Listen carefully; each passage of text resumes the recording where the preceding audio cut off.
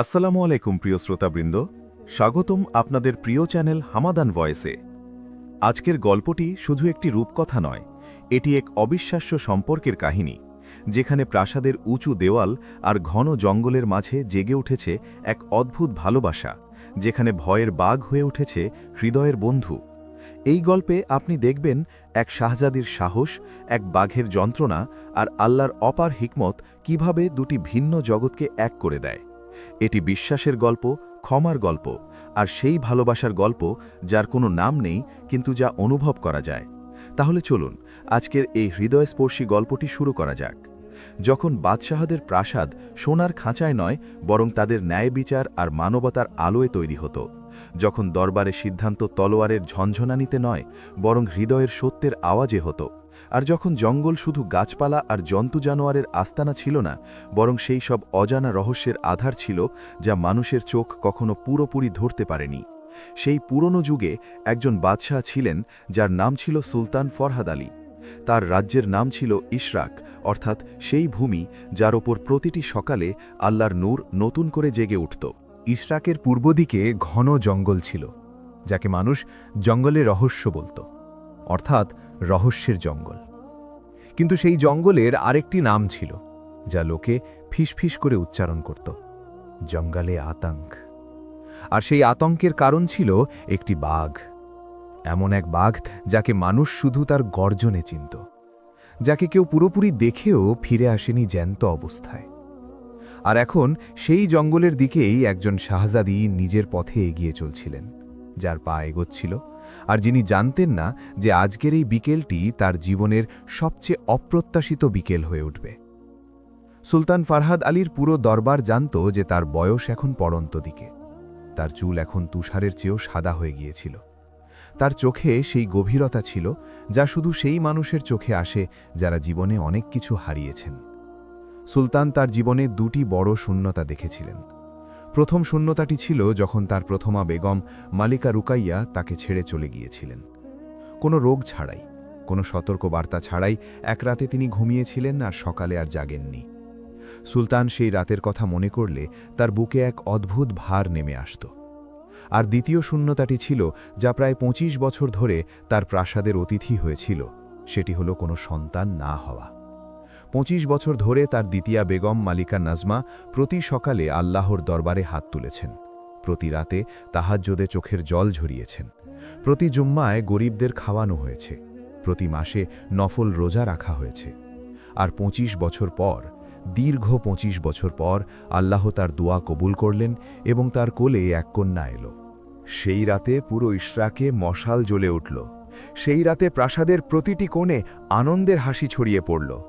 সেই রাতে সুলতান ফরহাদ আলী নিজের জীবনে প্রথমবার এত দীর্ঘক্ষণ সিজদায় পড়েছিলেন যে যখন তিনি উঠলেন তার কপালে নামাজের দাগ স্পষ্ট হয়ে গিয়েছিল। আর সেই কন্যার নাম রাখা হল সালমা, অর্থাৎ যে শান্তি আনে, যে আলো ছড়ায়, যে অন্ধকারকে ভেঙে দেয়, সালমা বিনতে ফরহাদ আলী। ইশরাকের শাহজাদি সালমা যখন বড় হলেন তখন প্রাসাদের সবাই অবাক হয়ে তাকিয়ে থাকত। তার চোখ ছিল বাবার মতো গভীর, কথা ছিল মায়ের মতো মিষ্টি, কিন্তু তার হৃদয়ে একটি আগুন ছিল যা অন্য কারো থেকে আসেনি। সেই আগুন ছিল স্বাধীনতার, সেই আগুন ছিল জানার, সেই আগুন ছিল সেই সব জায়গায় পা রাখার যেখানে অন্যরা ভয় পিছিয়ে যেত। ছোটবেলা থেকেই সালমার মন প্রাসাদের উঁচু দেয়াল পেরিয়ে চলে যেত। সে জানালা দিয়ে জঙ্গল দেখত আর তার চোখে এক অদ্ভুত আকর্ষণ জেগে উঠত। তার ওস্তাদি যখন তাকে অঙ্ক আর ইতিহাস পড়াতেন তখন সালমার দৃষ্টি বইয়ের চেয়ে বেশি সেই জানালার দিকে থাকত যার ওপাশে ঘন বন দেখা যেত। তার ওস্তাদির নাম ছিল মুয়াল্লিমা ফাতেমা। ফাতেমা একজন প্রাজ্ঞ ও বয়স্ক নারী ছিলেন, যিনি সালমাকে বহু বছর ধরে পড়িয়েছিলেন, এবং তিনি ভালো করেই জানতেন যে এই মেয়ের ভেতরে একটি ঝড় লুকিয়ে আছে। একদিন ফাতেমা বলেছিলেন, হে শাহজাদি, তোমার চোখ বইয়ের ওপর আছে, কিন্তু মন কোথায়? সালমা হেসে উত্তর দিয়েছিল, ওস্তাদি, যেখানে বাতাস আছে, যেখানে গাছ আছে, যেখানে খোলা আকাশ আছে। ফাতেমা দীর্ঘশ্বাস ফেলে বলেছিলেন, বেটি, জঙ্গল ততটা নিরাপদ নয় যতটা জানালা থেকে মনে হয়। কিন্তু সালমা কোথায় মানার মেয়ে ছিলেন? তিনি ধীরে ধীরে তার মা মালিকা নাজমাকে রাজি করালেন। মালিকা নাজমা নরম হৃদয়ের মানুষ ছিলেন। তিনি মেয়ের অস্থিরতা দেখতে পারতেন না। তিনি সুলতানের সাথে কথা বললেন। সুলতান প্রথমে মানা করলেন, তারপর সালমা নিজে বাবার সামনে গিয়ে বসলেন। তিনি বললেন, আব্বাজান, আমি এই দেওয়ালের মাঝে দম বন্ধ হয়ে যাচ্ছি। আমাকে শুধু প্রাসাদের পাশের জঙ্গলে যেতে দিন। আমি একা যাব না, আমার সাথে 12 জন সিপাহী থাকবে, আমার সাথে আমার খাদিমারা থাকবে। সুলতান তার মেয়ের চোখের দিকে তাকালেন এবং সেই একই আগুন দেখতে পেলেন যা তিনি প্রথম দিন থেকে দেখেছিলেন। সুলতান শেষ পর্যন্ত অনুমতি দিলেন, কিন্তু একটি শর্তে। আর সেই শর্ত ছিল যে সালমার সাথে তার সবচেয়ে বিশ্বস্ত সিপাহ সালার যাবেন, যার নাম ছিল সিপাহ সালার আলমগীর। আলমগীর একজন লম্বা শক্তিশালী মানুষ ছিলেন। তার চেহারায় সেই সতর্কতা ছিল যা বিপদ দেখা মানুষের মুখে থাকে। তার চোখ সবসময় চারদিকে ঘুরত, যেন যে কোনো কোণ থেকে বিপদ আসতে পারে। তিনি সালমাকে ছোটবেলা থেকে চিনতেন। তিনি তাকে তীরন্দাজি শিখিয়েছিলেন, ঘোড়ায় চড়া শিখিয়েছিলেন এবং তলোয়ার চালানো শিখিয়েছিলেন। তাই যখন সুলতান আলমগীরকে ডেকে বললেন যে শাহজাদির জীবন তোমার আমানত, তখন আলমগীর মাথা নত করে বললেন যে যতক্ষণ আমার শ্বাস আছে শাহজাদির গায়ে একটা আঁচড়ও লাগবে না। সেই বিকেলের কথা বলা যাক যখন সব কিছু শুরু হয়েছিল।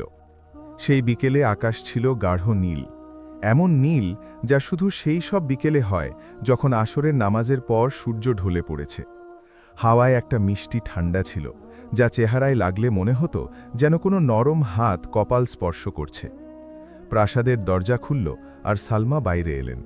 তিনি সেদিন হালকা সবুজ পোশাক পরেছিলেন, যার ওপর রূপলি কাজ করা ছিল।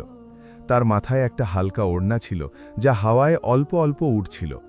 তার পিঠে তীর ধনুকের থলে ছিল যা আলমগীর নিজে তাকে বানিয়ে দিয়েছিলেন। তার পায়ে ছিল সেই চামড়ার জুতো যা লম্বা পথের জন্য তৈরি। সালমা যেই প্রাসাদের বাইরে পা রাখলেন আর তার পায়ের নিচে পাথর ছেড়ে মাটি এলো, তিনি একটা দীর্ঘশ্বাস নিলেন। চোখ বন্ধ করে সেই হাওয়া ভেতরে টানলেন, যা মাটি আর পাতার গন্ধ নিয়ে এসেছিল। তার ঠোঁটে একটা হাসি ফুটে উঠল, সেই হাসি যা বহু মাস পর এসেছিল, সেই হাসি যা শুধু মুক্ত মানুষের ঠোঁটে থাকে। আলমগীর তার পেছনে ছিলেন, তার সাথে 12 জন সিপাহী ছিল, সবাই ঘোড়ায় চড়া। সালমা তার ঘোড়ায় চড়লেন। তার ঘোড়ার নাম ছিল আলো, সাদা রঙের এক সুন্দর ঘোড়া যাকে সালমা নিজে লালন করেছিলেন। আলো যখনই সালমাকে পিঠে অনুভব করল, সে খুশিতে একটু নড়ে উঠল। সালমা তার ঘাড়ে হাত বুলিয়ে দিয়ে ধীরে বললেন, চলো আলো, আজ আমরা সেখানে যাব যেখানে সব সময় যেতে চেয়েছি। ঘোড়ার খুলের শব্দ সেই শান্ত বিকেলে প্রতিধ্বনিত হতে লাগল, যখন এই কাফেলা প্রাসাদ থেকে জঙ্গলের দিকে রওনা হল। পথে একটা ছোট গ্রাম পড়ল, তার নাম ছিল দরিদ্রাবাদ। সেখানকার মানুষ গরিব ছিল, কিন্তু তাদের চোখে এমন এক জ্যোতি ছিল যা ধনীদের চোখে খুব কম দেখা যায়। যখন সালমা সেই গ্রাম দিয়ে যাচ্ছিলেন, তখন বাচ্চারা দৌড়ে রাস্তায় চলে এলো। তারা শাহজাদিকে দেখে চোখ বড় বড় করে ফেলল। একটা ছোট ছেলে যার হাতে কাঠের একটা খেলনা ছিল, সে দৌড়ে ঘোড়ার পাশে এলো আর ওপরের দিকে তাকালো। সালমা ঘোড়া থামালেন, নিচে ঝুঁকে সেই ছেলেকে জিজ্ঞেস করলেন, তোমার নাম কি? ছেলেটি ভয়ে ভয়ে বলল, আসিফ। সালমা হেসে বললেন, খুব সুন্দর নাম আসিফ। ছেলেটির মা দরজায় দাঁড়িয়েছিলেন। সেই নারী মলিন পোশাকে ছিলেন, কিন্তু তার চোখে সেই ভালোবাসা ছিল যা পৃথিবীর সব সম্পদের চেয়ে দামি। তিনি শাহজাদিকে দেখে ঝুঁকে সালাম করলেন। সালমা আলমগীরকে ইশারা করলেন। আলমগীর তার থলি থেকে কয়েকটা রূপোর মুদ্রা বের করে সেই নারীর দিকে বাড়িয়ে দিলেন।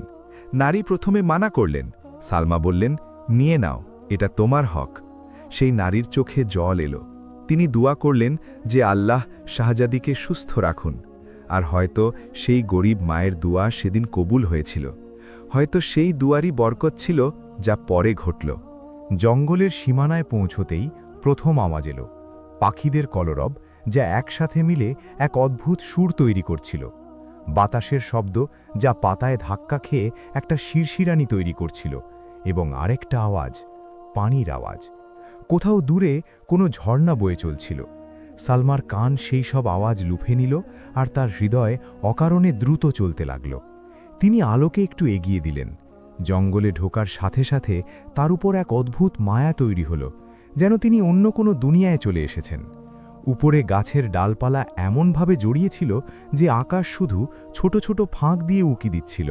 সেই ফাঁক দিয়ে সূর্যের আলো সরু ধারার মতো নেমে এসে মাটিতে সোনালি দাগ তৈরি করছিল।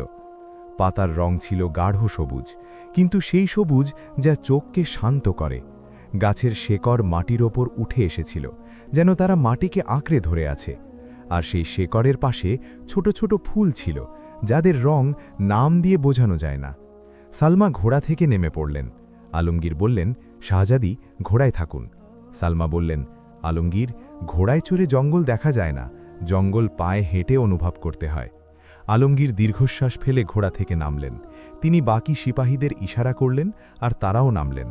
সালমা খালি পায়ে হাঁটার চেষ্টা করতেই আলমগীর তাড়াতাড়ি বললেন, শাহজাদি, জুতো পরে থাকুন, এখানে বিষাক্ত কাঁটা থাকতে পারে। সালমা হাসতে হাসতে জুতো পরে রাখলেন, কিন্তু তার পা মাটিতে এগিয়ে চলল, আর তিনি প্রতিটি গাছ ছুঁয়ে যাচ্ছিলেন, প্রতিটি ফুল দেখছিলেন, প্রতিটি পাথরের পাশে থামছিলেন, যেন তিনি এই জঙ্গলকে পুরোপুরি নিজের স্মৃতিতে ধরে রাখতে চান। সেই কাফেলা ভেতরের দিকে এগোল। 1 ঘন্টা কাটল, তারপর 1.5 ঘন্টা। সিপাহীরা একটু অস্থির হয়ে উঠেছিল। আলমগীরের চোখ চারদিকে ছিল। তিনি জানতেন যে এই জঙ্গল ততটা শান্ত নয় যতটা দেখাচ্ছে, কিন্তু সালমাকে থামানো তার ক্ষমতায় ছিল না। সালমা এক জায়গায় থামলেন, যেখানে ছোট একটা ঝর্ণা ছিল। পাথরের ফাঁক দিয়ে পানি বয়ে যাচ্ছিল। সেই পানি এত পরিষ্কার ছিল যে নিচের নুড়ি গোনা যাচ্ছিল। সালমা ঝুঁকে পানির কাছে গেলেন। হাত ডুবিয়ে শীতলতা অনুভব করতেই তার মুখ থেকে আপনা আপনি বেরিয়ে এলো, সুবহানাল্লাহ। আর সত্যিই সেই মুহূর্তে সুবহানাল্লাহ বলার মতোই ছিল। আর ঠিক তখনই, যখন সালমা পানির কাছে ঝুঁকেছিলেন আর তার পুরো মন সেই শীতলতায় ছিল, তখনই জঙ্গলে এমন এক আওয়াজ এলো যা সবাইকে পাথর করে দিল। সেই আওয়াজ এত গভীর, এত ভারী ছিল যে শুধু কান নয়, বুকও কেঁপে উঠল। সিপাহীদের হাত তলোয়ারের ওপর চলে গেল। আলমগীর এক কদমে সালমার সামনে চলে এলেন। ঘোড়াগুলো অস্থির হয়ে উঠল। আলো জোরে হ্রেষাধ্বনি করল। আর সালমা ধীরে ধীরে মাথা তুললেন আর সেই দিকে তাকালেন যেদিক থেকে আওয়াজ এসেছিল। ঘন গাছের আড়ালে একটা বড় পাথরের কাছে দুটো চোখ ছিল, আগুনের মতো হলুদ, আর সেই চোখ দুটো সরাসরি সালমার দিকে তাকিয়েছিল। আলমগীর ফিসফিস করে বললেন, শাহজাদি, পেছনে সরুন, ধীরে ধীরে, আওয়াজ করবেন না। সালমার বুক দুরু দুরু করছিল, কিন্তু তার পা নড়ল না, কারণ সেই মুহূর্তে তিনি ওই হলুদ চোখ দুটোকে ভালো করে দেখলেন আর একটা জিনিস বুঝতে পারলেন। ওই চোখ শুধু ভয়ঙ্কর ছিল না, ওতে আরও কিছু ছিল। সেটা কি ছিল তা সালমা নিজেও জানতেন না, কিন্তু সেই মুহূর্তে তার হাত আপনা আপনি পিঠের দিকে চলে গেল আর তিনি ধনুক তুলে নিলেন। আলমগীর তা বেঠে অবাক হয়ে গেলেন।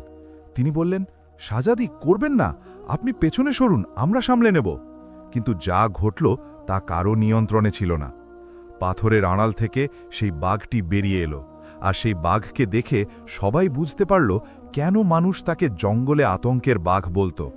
সেটা কত বড় ছিল! তার ঘাড়ে কালো আর সোনালি ডোরাকাটা লোমের মোটা আবরণ ছিল। তার শরীর এত শক্তিশালী ছিল যে প্রতি কদমে পেশি নড়াচড়া দেখা যাচ্ছিল। তার চোখ ছিল হলুদ, আর সেই চোখ তখন সরাসরি সালমার ওপর। সে মুখ খুলে আর একটা গর্জন দিল।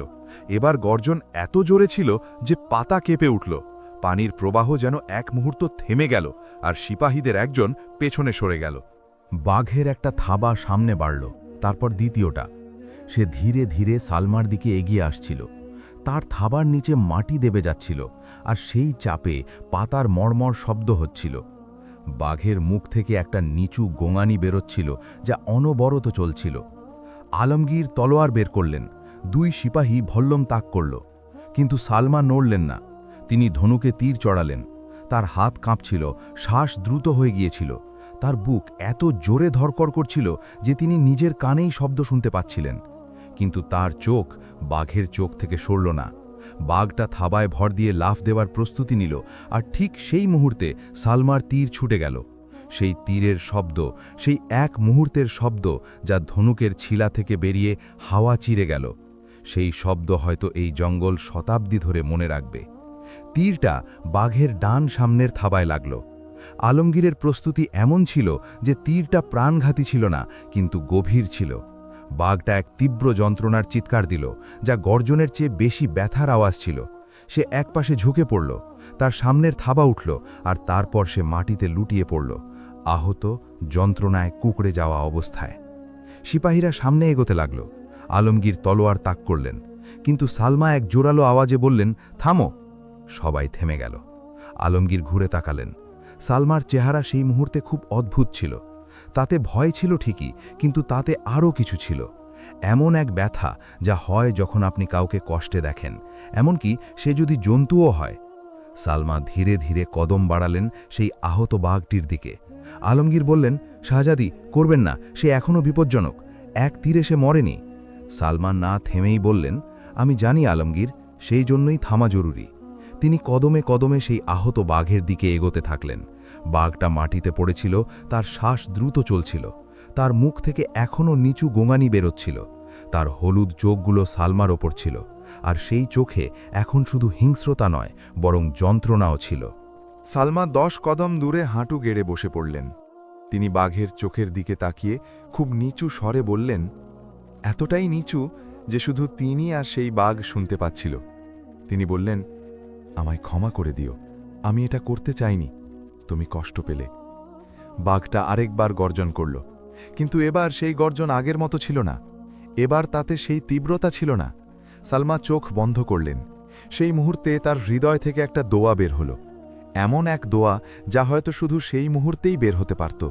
তিনি বললেন, হে আল্লাহ, তুমি এই জঙ্গল বানিয়েছ, তুমি এই বাঘকে বানিয়েছ, আর তুমি আমাকেও বানিয়েছ।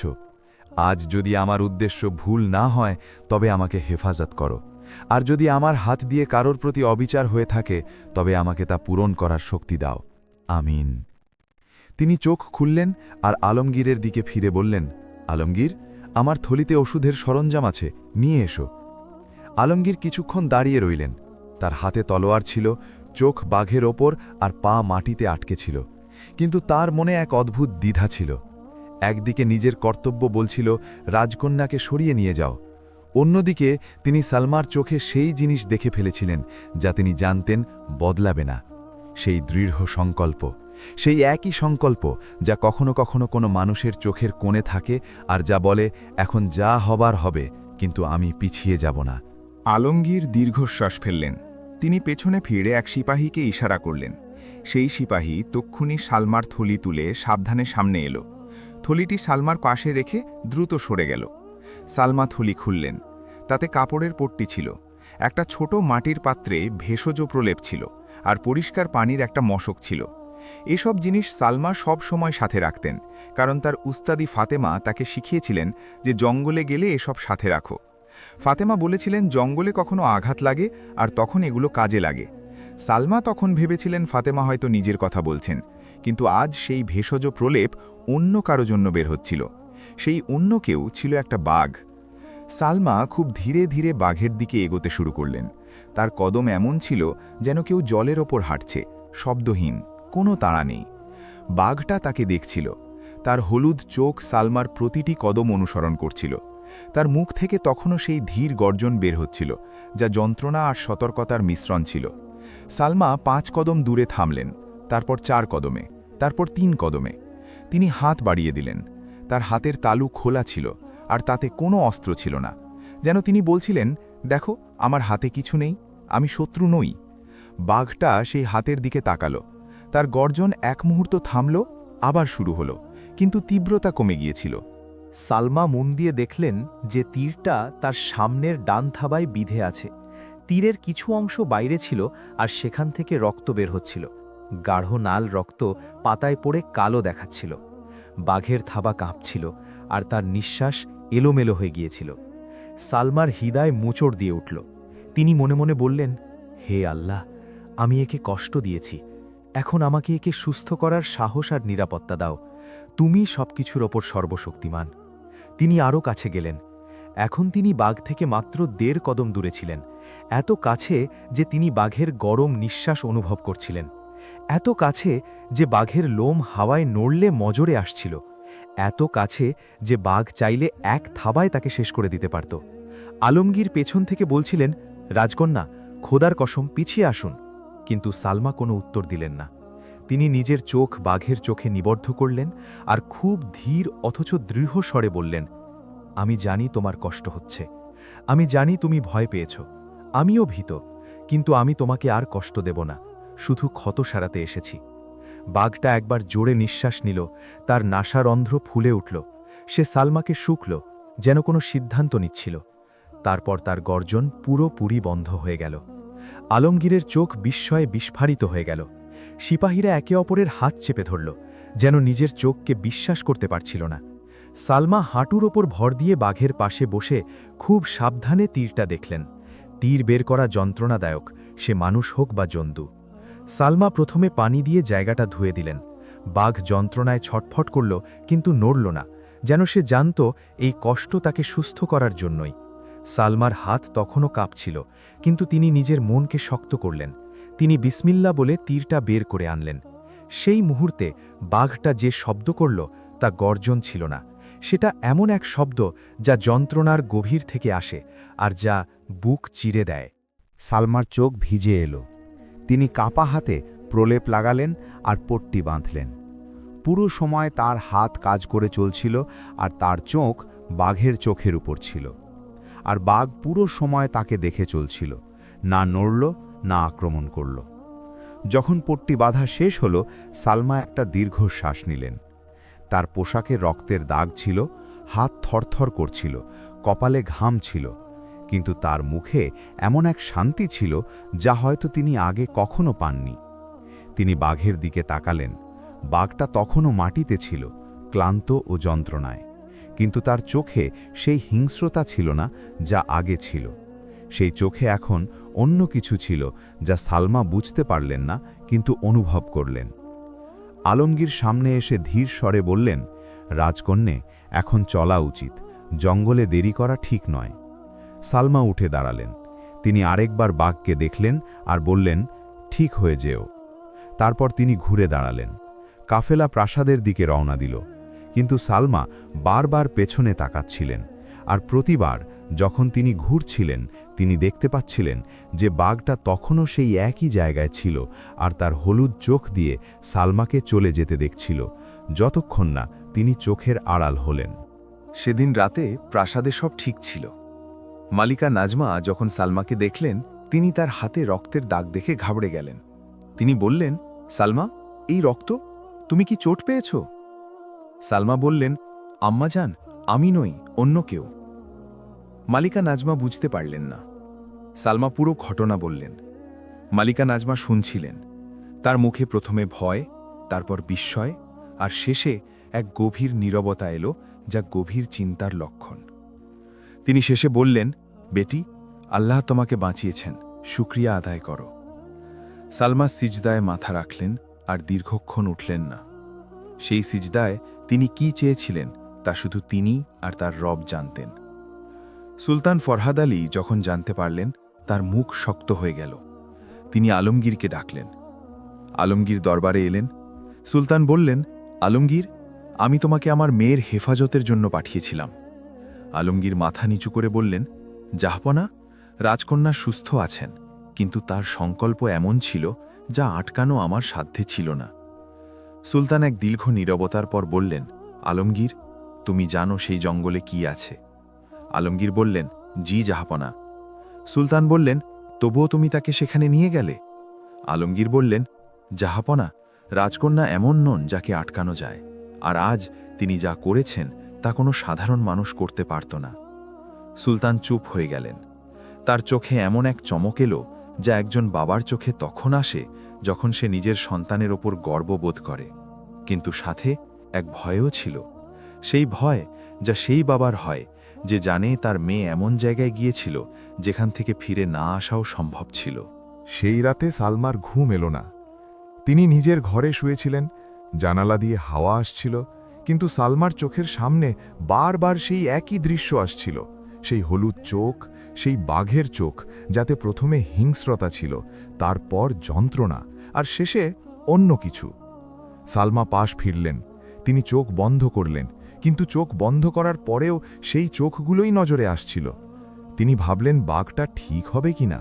তিনি ভাবলেন রাতে অন্য কোনো জানোয়ার তার ক্ষতি করবে কিনা যখন সে আহত। তিনি ভাবতে ভাবতে দোয়া চাইলেন, হে আল্লাহ, সেই বাঘের হেফাজত করো, সে তোমারই সৃষ্টি, আমি তাকে কষ্ট দিয়েছি, তাকে ঠিক করে দাও। 3 দিন কেটে গেল। সালমা প্রাসাদেই থাকলেন, নিজের পড়াশোনা করলেন, মায়ের সাথে সময় কাটালেন, বাবার দরবারে বসলেন। কিন্তু তার মন সেই জঙ্গলে, সেই বাঘের কাছেই ছিল। চতুর্থ দিন তিনি আলমগীরকে ডাকলেন। আলমগীর এলেন। সালমা বললেন, আলমগীর, আমাকে জঙ্গলে যেতে হবে। আলমগীর দীর্ঘশ্বাস ফেলে বললেন, রাজকন্যা, সুলতান। সালমা বললেন, আলমগীর, আমাকে সেই বাঘের অবস্থা দেখতে হবে। আমি তাকে ক্ষত দিয়েছি, এটা আমার দায়িত্ব। আলমগীর সালমার চোখে দেখলেন আর আবার সেই একই সংকল্প দেখতে পেলেন। তিনি বললেন, ঠিক আছে রাজকন্যা, কিন্তু এবার আমরা আগের চেয়ে বেশি সিপাহী নিয়ে যাব। তারা আবার গেলেন। জঙ্গলে ঢোকার সাথে সাথেই সালমা আলোকে সেই দিকে ঘোরালেন যেদিকে বাঘটা পাওয়া গিয়েছিল। আলমগীর আর আরেক সিপাহী সাথে ছিলেন, আর এবার 15 জন সিপাহী ছিল। জঙ্গল আগের মতোই ছিল, পাতার খসখস, জলের শব্দ, গাছের ফাঁক দিয়ে আসা সোনালি রশ্মি। কিন্তু সালমার মন এবার সেই সৌন্দর্যে ছিল না। তার দৃষ্টি সেই জায়গাটি খুঁজছিল, সেই পাথরটিকে যার আড়াল থেকে বাঘটা বেরিয়েছিল। সেই জায়গাটি এলো। সালমা আলোকে থামালেন। তিনি নিচে নেমে দেখলেন, পাতার ওপর এখনও রক্তের পুরনো দাগ ছিল, যা কালো হয়ে গিয়েছিল। সেখানে থাবার চিহ্ন ছিল, যা বলছিল যে একটা বড় জানোয়ার এখানে শুয়েছিল, কিন্তু বাঘটা সেখানে ছিল না। সালমা এদিক ওদিক দেখলেন। তিনি আওয়াজ দিলেন না, কারণ বাঘকে আওয়াজ দিয়ে ডাকা যায় না। তিনি সেই জায়গার চারপাশে ঘুরে দেখলেন। আলমগীর পেছনে ছিলেন। সালমা সেই পাথরের আড়ালে গেলেন, আর সেখানে তিনি একটা চিহ্ন পেলেন, গভীর থাবার চিহ্ন। কিন্তু থাবার চিহ্নগুলো কিছুটা অদ্ভুত ছিল। একদিকের চিহ্ন অগভীর ছিল, যা বলছিল যে সেই থাবা এখনও পুরোপুরি ঠিক হয়নি। কিন্তু সে হেঁটেছিল, সে জীবিত ছিল, আর সে কোথাও গিয়েছিল। সালমার মুখে স্বস্তি এলো। তিনি আকাশের দিকে তাকালেন আর বললেন, শুক্রিয়া, শুধু এতটুকুই শুক্রিয়া। সেদিন তিনি ফিরে এলেন, কিন্তু তিনি প্রতি চতুর্থ দিনে সেখানে যেতে শুরু করলেন। এই সিলসিলা শুরু হলো। শুরুতে তিনি শুধু সেই জায়গার আশেপাশে থাকতেন, থাবার চিহ্ন খুঁজতেন, এই প্রমাণ খুঁজতেন যে বাঘটা ঠিক আছে। ধীরে ধীরে তিনি জানতে পারলেন যে সেই জঙ্গলে বাঘের এলাকা কোথায়, কোন ঝরনার কাছে সে পানি খায়, কোন গাছের কাছে সে বসে, কোন পাথরের ওপর রাত কাটায়। 10বার যখন সালমা গেলেন, তখন তিনি তাকে প্রথমবার আবার দেখতে পেলেন। সে সেই ঝরনার কাছে ছিল আর পানি খাচ্ছিল। সালমা আলমগীরকে থামালেন। তিনি ইশারায় বললেন চুপ থাকতে, আর তিনি গাছের আড়াল থেকে দেখতে থাকলেন। বাঘ পানি খাচ্ছিল। তার সেই ডান থাবায় যেখানে তীর লেগেছিল তাতে এখন আর পট্টি ছিল না। পট্টি অনেক আগেই খুলে গিয়েছিল, কিন্তু তাতে সেই খুঁড়িয়ে চলা ভাবটিও ছিল না যা আগে ছিল। সে ঠিক ছিল। সালমা স্বস্তির নিঃশ্বাস নিলেন, আর ঠিক সেই মুহূর্তে বাঘ মাথা তুলল। সে সেই দিকে তাকালো যেখানে সালমা ছিলেন। তার হলুদ চোখ সরাসরি সেই জায়গায় গেল যেন সে আগে থেকেই জানত। সালমার হৃদস্পন্দন এক মুহূর্তের জন্য থেমে গেল। তিনি ভাবলেন, এখন কি করবেন, পালাবেন নাকি লুকিয়ে পড়বেন? কিন্তু তার পা নড়ল না। তিনি গাছের পেছন থেকে বেরিয়ে খোলা জায়গায় কদম রাখলেন। বাঘ আর সালমা আরেকবার মুখোমুখি। এবার তফাৎ ছিল। এবার বাঘ গর্জন করল না। এবার সে আক্রমণের ভঙ্গি নিল না। সে শুধু দাঁড়িয়ে থাকল আর সালমাকে দেখতে থাকল। সালমা ধীর স্বরে বললেন, ভালো আছো? আমি খুশি হলাম। আর তিনি ফিরে গেলেন। কিন্তু যখন তিনি ঘুরলেন, তিনি পেছন থেকে একটা শব্দ শুনতে পেলেন। কোনো গর্জন নয়, একটা ধীর শব্দ, এমন এক শব্দ যা কোনো জন্তুর মনে হচ্ছিল না। সালমা থামলেন। তিনি পেছনে ফিরে দেখলেন, বাঘ তখনও সেখানেই দাঁড়িয়েছিল, আর তার চোখ সালমার উপর ছিল। সেই ধীর শব্দে কিছু একটা ছিল যা সালমা বুঝতে পারলেন না, কিন্তু অনুভব করলেন। সেই দিনের পর সবকিছু বদলে গেল। সালমা এখন প্রতি 2 দিনে যেতে শুরু করলেন।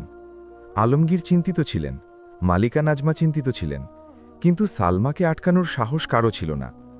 সুলতান পুরো বিষয়টি জেনে গিয়েছিলেন। তিনি একদিন সালমাকে ডাকলেন। তিনি নিজের কুর্সিতে বসেছিলেন, আর তার মুখ গম্ভীর ছিল। সালমা তার সামনে বসলেন। সুলতান বললেন, সালমা, আমাকে বলো, কি হচ্ছে? সালমা বললেন, আব্বাজান, সেই বাঘ এখন আমাকে ভয় পায় না। সুলতান বললেন, আর তুমি কি তাকে ভয় পাও? সালমা কিছুক্ষণ ভাবলেন, তারপর বললেন, না আব্বাজান, ভয় পাই না। সুলতান দীর্ঘক্ষণ নীরব থাকলেন। তারপর বললেন, সালমা, জঙ্গলের জানোয়ার ঘরে আসে না, আর ঘরের মানুষ জঙ্গলে থাকে না। সালমা বললেন, আব্বাজান, আমি ঘরেই আছি, শুধু কখনো কখনো জঙ্গলে যাই। সুলতান নিজের মেয়ের চোখে তাকালেন। তিনি যা দেখলেন তা তাকে কথা বলা থেকে থামিয়ে দিল। তিনি শুধু এতটুকু বলতে পারলেন যে আলমগীরকে সাথে রেখো। সালমা বললেন, জি আব্বাজান। এখন সেই সাক্ষাতের কথা বলা যাক, যা প্রতিবার নতুন কিছু হতো। সালমা যখনই যেতেন, বাঘকে সেই এলাকায় কোথাও না কোথাও পেয়ে যেতেন। কখনো সেই পাথরের কাছে, কখনো ঝর্ণার কাছে, কখনো সেই বড় গাছের নিচে যার শেকড় ওপরের দিকে উঠে এসেছিল। ধীরে ধীরে দূরত্ব কমে এলো। প্রথমে তারা দূর থেকে দেখতেন, তারপর সালমা কাছে যেতেন, আর বাঘ সরে যেত না। তারপর একদিন সালমা খুব কাছে গেলেন আর হাত বাড়িয়ে দিলেন। তার হাতের তালু খোলা ছিল, যেমন প্রথমবার ছিল। বাঘ সেই হাতটা দেখল, শুঁকল, আর তারপর সে নিজের মাথা সেই হাতে ঠেকাল। সিপাহীদের চোখ বিস্ময়ে বিস্ফারিত হয়ে গেল। তারা নিজের চোখ কচলে আবার দেখল। বাকি সৈন্যরা একে অপরের দিকে তাকাতে লাগল। কিন্তু সালমার মুখে সেই হাসি ছিল যা তার বাবা সেই রাতে দেখেছিলেন যখন তিনি জন্মেছিলেন। সেই হাসি যা ভেতর থেকে আসে, যা হৃদয়ের গভীর থেকে আসে। তিনি অনুভব করলেন যে বাঘের মাথা তার হাতের তালুতে উষ্ণ ছিল। সেটা ভারী ছিল, আর তাতে এক অদ্ভুত শান্তি ছিল, যেন কেউ ক্ষতস্থানে মলম লাগিয়ে দিয়েছে। সালমা সেই দিন সেই বাঘের নাম রাখলেন। তিনি বললেন যে তোমার নাম হলো রাহাত, অর্থাৎ যে শান্তি দেয়, অর্থাৎ যে প্রতিটি বিপদের পর দাঁড়িয়ে থাকে। রাহাত। এবং সেই নামে যেন কোনো জাদু ছিল। সেই দিনের পর রাহাত যখনই সালমাকে দেখত, তার চোখে সেই চমক আসত যা আগে কখনো ছিল না। সেই দিনটি স্মরণীয় ছিল যখন সালমা প্রথমবার রাহাতের কাছে সেই বড় গাছের নিচে বসেছিলেন। রাহাত তার পাশে শুয়ে পড়ল। তার উষ্ণ নিঃশ্বাস সালমার পায়ের কাছে অনুভূত হচ্ছিল। সালমা তখন ভাবলেন যে কত অদ্ভুত ব্যাপার। 1 মাস আগে এই প্রাণীটিই তাকে শিকার করতে এসেছিল, আর আজ এই প্রাণীটিই তার কাছে এমনভাবে বসে আছে যেন সে বহু বছরের চেনা। সালমা সেই গাছের শিকড়ে হাত বোলালেন। তিনি আকাশের দিকে তাকালেন, যা পাতার ফাঁক দিয়ে দেখা যাচ্ছিল। তিনি মনে মনে বললেন যে হে আল্লাহ, তুমি কত অদ্ভুত পথে মেলাও, তুমি কত অদ্ভুত পথের হৃদয়গুলোকে জোড়ো, তোমার মহিমা অপরিসীম। আলমগীর পেছনে দাঁড়িয়েছিলেন। তিনি সেই দৃশ্য দেখলেন। তার মুখে এক অদ্ভুত অভিব্যক্তি ছিল। সেই বৃদ্ধ সৈনিক যে জীবনে অনেক কিছু দেখেছেন, যে যুদ্ধ দেখেছেন, যে মৃত্যু দেখেছেন, যে বাদশাদের প্রাসাদ দেখেছেন আর জঙ্গলের নীরবতা দেখেছেন, তিনি সেদিন এমন কিছু দেখলেন যা তার বাকি জীবন মনে থাকবে। একজন রাজকন্যা আর একটা বাঘ, দুজনেই একটা গাছের নিচে একে অপরের পাশে নীরব, আর সেই নিস্তব্ধতায় যে কথা ছিল তা কোনো ভাষায় বলা সম্ভব ছিল না। সেই সন্ধ্যায় সালমা যখন প্রাসাদে ফিরলেন, তার মুখে এক অদ্ভুত জ্যোতি ছিল। মালিকা নাজমা তাকে দেখলেন। মায়ের চোখ এমনই হয় যে তারা নিজের মেয়েকে এক নজরে পড়ে নিতে পারেন। তিনি বললেন, সালমা, আজ কি হয়েছে? সালমা তার মায়ের পাশে বসে তার হাত ধরলেন। তিনি বললেন, আম্মি যান, কখনো কি এমন হয় যে আপনি কারো সাথে দেখা করলেন আর মনে হলো এই সাক্ষাৎ এমনি এমনি হয়নি? মালিকা নাজমা মেয়ের হাত চাপড়ে দিলেন। তিনি বললেন, প্রতিটি সাক্ষাৎ আল্লাহর পক্ষ থেকে হয় বেটি, আর প্রতিটি সম্পর্কের পেছনে একটা উদ্দেশ্য থাকে। সালমা মায়ের কোলে মাথা রাখলেন, আর মালিকা নাজমা তার চুলে হাত বুলিয়ে দিলেন। সেই মা মেয়ে সন্ধ্যা পর্যন্ত অনেকক্ষণ বসে রইলেন। বাইরে থেকে আজানের শব্দ এলো। দুজনেই উঠলেন, দুজনেই নামাজ পড়লেন, আর নামাজের পর সালমা অনেকক্ষণ যায় নামাজে বসে রইলেন। সেই রাতে তার দোয়া অনেক দীর্ঘ ছিল। তিনি বললেন, হে আল্লাহ, তুমি আমাকে 25 বছরের দোয়ার পর সৃষ্টি করেছ। তুমি আমাকে সেই জঙ্গলে নিয়ে গেছ যেখানে আমি রাহাতের সাথে দেখা করেছি। তুমি আমাকে দিয়ে তাকে জখম করিয়েছ, আর আবার আমার হাত দিয়েই তাকে সুস্থ করেছ। তুমি যা করো তা সবই জানো। আমি জানি না কেন এসব হলো, কিন্তু আমি জানি যে তুমি বৃথা কিছু করো না। প্রতিটি বিষয়েই তোমার প্রজ্ঞা রয়েছে। আমাকে তোমার হেফাজতে রাখো, আর তাকেও। সেই দিনগুলোতে প্রাসাদে আরেকটা আলোচনা চলছিল, যা সালমা এখনও পুরোপুরি জানতেন না, কিন্তু আলমগীর জানতেন, মালিকা নাজমা জানতেন, আর সুলতান ফারহাদ আলীও জানতেন। দূর থেকে একটা কাফেলা আসার কথা ছিল, এমন একটা কাফেলা যা বিয়ের প্রস্তাব নিয়ে আসছিল। পাশের রাজ্যের রাজকুমার ছিল সে। রাজকুমারের নাম ছিল শাহজাদা ইব্রাহিম। সে যুবক ছিল, শক্তিশালী ছিল। তার বাবার রাজ্য অনেক বড় ছিল, আর সে সালমার নাম শুনেছিল। সে সালমার প্রশংসা শুনেছিল, আর তার সাথে সম্পর্ক গড়তে চেয়েছিল। এই কথাটি এখনও সালমাকে জানানো হয়নি। সুলতান সঠিক সময়ের অপেক্ষা করছিলেন। কিন্তু প্রাসাদের যে খাদিমারা ছিল তারা জানত, আর খাদিমারা যা জানত তা ফিসফিস করে বলতো, আর সেই ফিসফিসানি ধীরে ধীরে প্রতিটি কান পর্যন্ত পৌঁছাত। সালমার একজন খাস খাদিমা ছিল, তার নাম ছিল জুবেদা। জুবেদা অল্প বয়সী আর হাসি খুশি ছিল, আর সে সালমার মনের সব কথা জানত। সে একদিন সালমার ঘরে এসে বলল, শাহজাদি, আমি কি একটা কথা বলবো? সালমা তখন জানালার কাছে বসে জঙ্গলের দিকে তাকিয়েছিলেন। তিনি না ঘুরেই বললেন, বলো জুবেদা। জুবেদা ধীরে ধীরে বলল, শাহজাদি, লোকে বলছে যে পাশের রাজ্য থেকে। সালমা তাকে থামিয়ে দিয়ে বললেন, জুবেদা, যে কথা আব্বাজান বলেননি তা তোমার থেকে শোনা ঠিক নয়, যখন বলবেন তখনই শুনব। জুবেদা চুপ হয়ে গেল। সালমা আবার জানালার দিকে ফিরে গেলেন। তার দৃষ্টি সেই জঙ্গলের ওপর ছিল, যা দূরে দেখা যেত। ঘন গাছ, গাঢ় রং, আর কোথাও সেই গাছগুলোর মাঝে রাহাত। সেই সন্ধ্যায় সালমা ছাদে গেলেন একা। আলমগীর দরজায় ছিলেন। সালমা ছাদের কার্নিশে হাত রাখলেন। তিনি পূর্ব দিকে তাকালেন, যেখানে জঙ্গল ছিল। আকাশে তারা উঠে এসেছিল, একে একে যেন অন্ধকারের মাঝে আলোর বীজ গজাচ্ছে। সালমা সেই তারাগুলোকে দেখলেন। তিনি ভাবলেন যে রাহাতু কি এখন আকাশ দেখছে? তিনি এটা ভাবলেন, আর তারপর তার হাসি পেল। তিনি নিজেকেই বললেন যে, সালমা, তুমি কি ভাবছ? ও তো একটা বাঘ। বাঘেরা আকাশ দেখে না, তারা মাটিতে থাকে। কিন্তু তার হৃদয় বলছিল যে রাহাত কোনো সাধারণ বাঘ ছিল না, আর সেই হৃদয়ে ভুল ছিল না। পরের দিন সালমা যখন জঙ্গলে গেলেন, তখন রাহাত সেই বড় গাছের নিচেই ছিল। কিন্তু এবার সে উঠল না, সে শুয়েছিল। সালমা কাছে গেলেন। তিনি দেখলেন রাহাতের চোখ খোলা ছিল। সে সালমার দিকে তাকিয়েছিল। সালমা বসে তার কাছে দেখলেন তার থাবা, যে থাবা সুস্থ হয়ে গিয়েছিল, তা আজ কিছুটা ফোলা মনে হচ্ছিল। সালমা মন দিয়ে দেখলেন, হয়তো রাতে কোনো কিছুর সাথে ধাক্কা লেগেছিল, হয়তো অন্য কোনো জানোয়ারের সাথে লড়াই হয়েছিল, অথবা হয়তো সে বেশি পথ হেঁটেছিল। সালমা তক্ষুনি তার থলি বের করলেন। এবার তিনি আরও ওষুধপত্র সাথে রেখেছিলেন, কারণ আলমগীর বলেছিলেন যে জঙ্গলে গেলে পুরো সরঞ্জাম সাথে রাখো। তিনি পানি দিয়ে পরিষ্কার করলেন, প্রলেপ লাগালেন। আর যখন তিনি এসব করছিলেন, রাহাত নিজল হলুদ চোখ দিয়ে তাকে দেখতে থাকল। তার চোখে এমন কিছু ছিল যা সালমাকে বারবার ভাবিয়ে তুলত, কোনো আবেগ, কোনো অনুভূতি যা অন্য কোনো জানোয়ারের চোখে থাকে না। সালমা কাজ শেষ করলেন। তিনি রাহাতের কপালে হাত রাখলেন। গরম ছিল, অনেক গরম। সালমার চিন্তা হল। তিনি বললেন, রাহাত, আজ তোমার জ্বর এসেছে। রাহাত এক ধীর শব্দ করল। সালমা সেখানে বসে রইলেন। তিনি উঠে চলে গেলেন না। আলমগীর বললেন যে, শাহজাদি, সন্ধ্যা হয়ে আসছে। সালমা বললেন, আলমগীর, আর কিছুক্ষণ। তিনি সেখানে সেই গাছের ছায়ায় বসে রইলেন। হাওয়া দিচ্ছিল, পাতাগুলো নড়ছিল, আর সালমা ধীরে ধীরে রাহাতের লোমে হাত বোলাতে শুরু করলেন, সেই মোটা লোম যা তার ঘাড়ের ওপর ছিল। রাহাত চোখ বন্ধ করে নিল, আর আলমগীর সেই মুহূর্তে নিজের চোখ তুলে আকাশের দিকে তাকালেন। সেই মুহূর্তে তার এক অদ্ভুত অনুভূতি হল, এমন এক অনুভূতি যা তাকে ভয় পাইয়ে দিত, এমন এক অনুভূতি যা বলছিল যে এই সিলসিলা এখানেই থামবে না।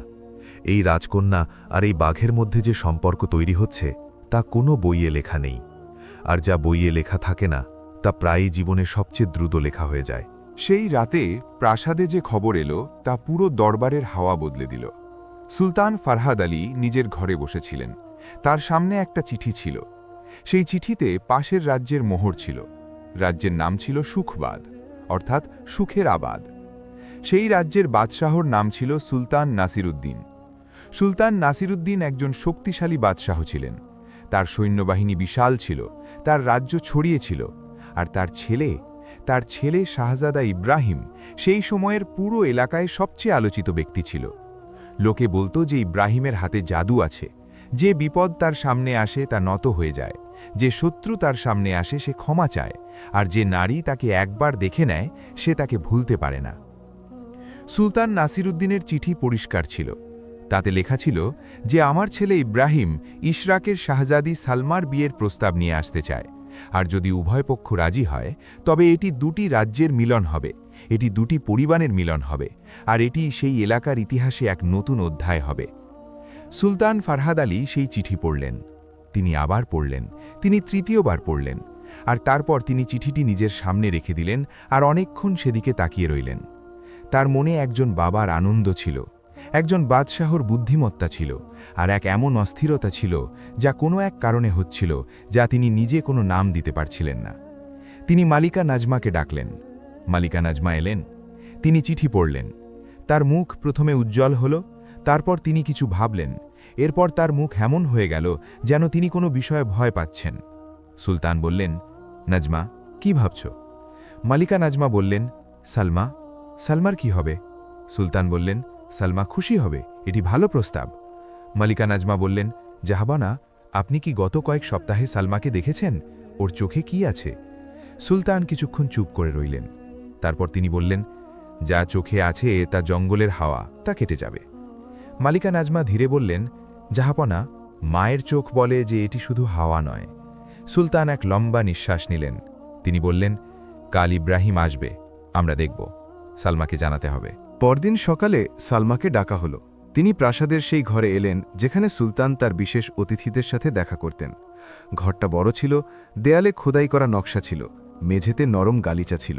সুলতান নিজের কুর্সিতে ছিলেন, মালিকা নাজমা এক পাশে বসেছিলেন। সালমা ভেতরে এসে সালাম করলেন। তিনি নিজের বাবার চোখের দিকে তাকালেন। তিনি তক্ষুনি বুঝতে পারলেন যে কোনো ব্যাপার আছে, কোনো বিশেষ ব্যাপার, কারণ বাবার চোখ মেয়ের কাছে কিছু লুকাতে পারল না। সুলতান বললেন, বেটি, বসো। সালমা বসে পড়লেন। সুলতান সেই চিঠিটি তার দিকে বাড়িয়ে দিলেন। সালমা চিঠি নিলেন। তিনি পড়তে শুরু করলেন। প্রথম লাইন, দ্বিতীয় লাইন, তৃতীয় লাইন। পড়তে পড়তে সালমার মুখভঙ্গি বদলে যেতে লাগল। প্রথমে ভাবলেশহীন ছিল, তারপর তাতে এক অদ্ভুত অভিব্যক্তি এলো। এরপর সেই অভিব্যক্তি অন্যরকম হয়ে গেল। যখন তিনি চিঠি রাখলেন তখন তার চোখ নিজের বাবার উপর ছিল। সুলতান বললেন, সালমা, ইব্রাহিম আসবে। সে ভালো মানুষ, তার রাজ্য ভালো, আর এই সম্পর্ক তোমার জন্যেও ভালো হবে আর ইশরাকের জন্যেও। সালমা চিঠিটি হাতে ধরে রাখলেন। তার চোখ নিচু হয়ে গেল। তিনি কিছু বললেন না। সুলতান বললেন, বেটি, কিছু বলো। সালমা এক লম্বা নিঃশ্বাস নিলেন। তিনি বললেন, আব্বাজান, আপনি যা ফয়সালা করবেন। কিন্তু সেই কণ্ঠে সেই জোর ছিল না যা সবসময় থাকত। সেই কণ্ঠে এমন এক দুর্বলতা ছিল যা শোনার লোক অনুভব করতে পারে। মালিকা নাজমা নিজের মেয়েকে দেখলেন। তাদের চোখ কথা বলল। তারা মুখে কিছু বললেন না, কিন্তু তাদের চোখ সব বলে দিল। সেদিন দুপুরে সালমা নিজের ঘরে ছিলেন। জুবেদা এলো। জুবেদা দেখল যে সালমা জানালার কাছে বসে আছেন। তার মুখ জঙ্গলের দিকে, তার চোখ অন্য কোথাও। জুবেদা ধীরে বলল, শাহজাদি, খাবার এসেছে। সালমা বললেন, রেখে দাও। জুবেদা খাবার রাখল। সে চলে যাচ্ছিল, তারপর থামল। সে ঘুরে বলল, শাহজাদি, কাল শাহজাদা ইব্রাহিম আসবে, প্রাসাদে অনেক প্রস্তুতি চলছে। সালমা কোনো জবাব দিলেন না। জুবেদা আরও বলল যে লোকে বলে সে খুব সুন্দর, খুব সাহসী। শাহজাদি, আপনি কি? সালমা বললেন, জুবেদা। জুবেদা চুপ হয়ে গেল। সালমা উঠলেন আর নিজের জায়নামাজে গেলেন। তিনি উজু করলেন, তিনি নামাজ পড়লেন, আর নামাজের পর বসে রইলেন। তার হাত দোয়ার জন্য তোলা ছিল, তার চোখ বন্ধ ছিল। তিনি বললেন, হে আল্লাহ, তুমি সব জানো, তুমি আমার হৃদয়কে জানো, তুমি আমার দ্বিধা জানো। আমাকে সোজা পথ দেখাও। আমার জন্য তাই করো যাতে তোমার সন্তুষ্টি থাকে। আমার আব্বাজানের সম্মানই আমার সম্মান, ওনার খুশিই আমার খুশি। কিন্তু হে আল্লাহ, হৃদয়ের ওপর তোমারই অধিকার চলে। আমার হৃদয়কে সেখানেই নিবিষ্ট করো যেখানে মঙ্গল নিহিত। আমিন। সেই রাতে সালমার ঘুম উধাও ছিল। তিনি এপাশ ওপাশ করতে লাগলেন। কখনো ছাদ দেখতেন, কখনো জানালা দিয়ে বাইরে দেখতেন। জঙ্গল রাতে অন্ধকারে ডুবেছিল, কিন্তু সেই অন্ধকারেও সালমার সেই হলুদ চোখগুলোর কথা মনে পড়ছিল। রাহাত, সে এখন কোথায় হবে? সে কি সেই গাছের নিচে হবে? সে কি সেই ঝর্ণার পাশে হবে? সালমা বালিশে মাথা গুজলেন।